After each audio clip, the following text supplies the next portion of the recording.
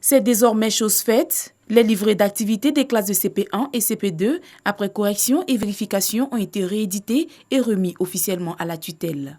Nous devons saluer la maison d'édition qui a reconnu sa responsabilité.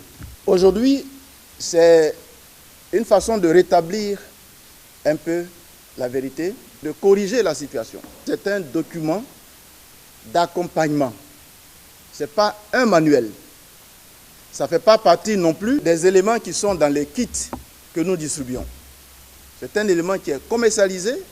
C'est l'éditeur qui dépose donc dans les librairies et les parents vont acquérir ces ouvrages. Mais la responsabilité, du point de vue du contenu, nous endossons cela. C'est pour ça que nous nous sommes rapprochés de la maison d'édition.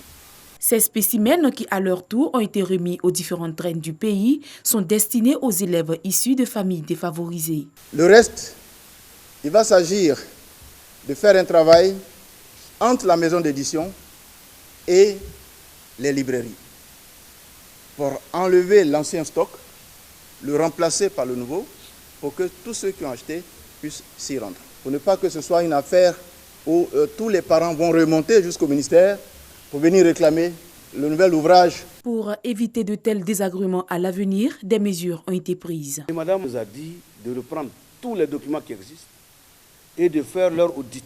Donc à l'heure qu'il est depuis 3 semaines, si vous arrivez à la DPRC, toutes les coordinations nationales sont en train de reprendre les documents un à un. On a d'abord fait le préscolaire, on a fait le primaire, on est actuellement au secondaire pour revisiter tous les documents qui ont été agréés ou recommandés.